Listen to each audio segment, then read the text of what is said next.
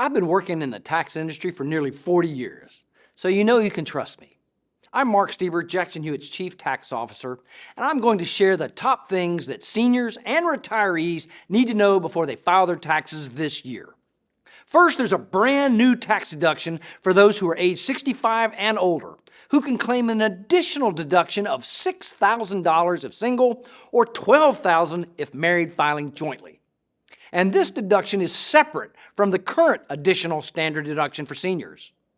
Just be aware that the deduction begins to phase out for taxpayers with a modified adjusted gross income over $75,000 if you're single or $150,000 for joint filers.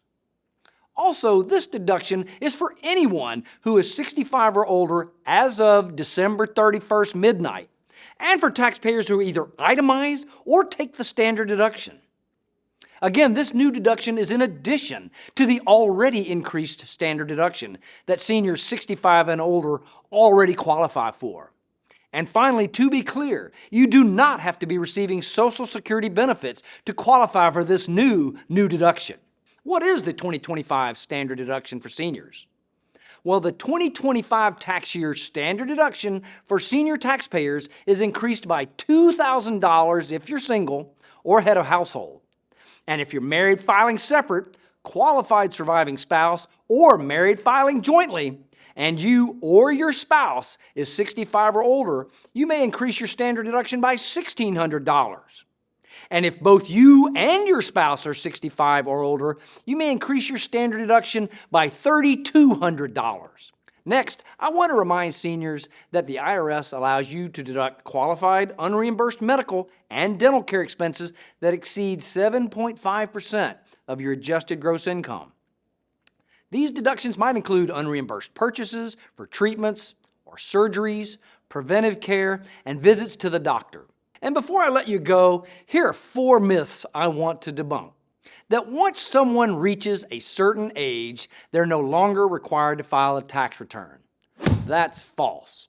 Filing a tax return is based on income, but age does factor into different credits and deductions and a lot more. Secondly, that Social Security benefits are not taxed.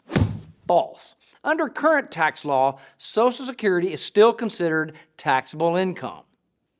Third, freelance work or side gig work is not taxable for seniors when they're collecting Social Security or other retirement benefits. False. Even if the money isn't a lot, all income needs to be reported on your tax return, whether you receive a 1099 or not. And finally, fourth, that seniors and retirees benefit from filing an extension because it gives them more time to file and pay their taxes. Simply untrue.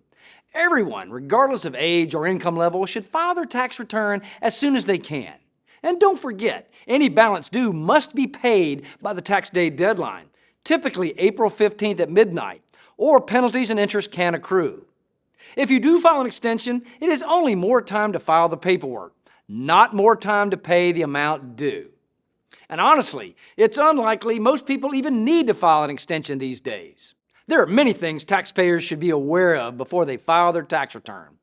And with recent tax law changes, seniors specifically have great new tax benefits they might qualify for. But they aren't automatic.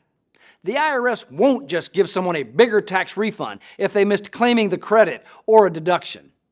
Work with a trusted and trained tax professional and schedule an appointment at jacksonhewitt.com today.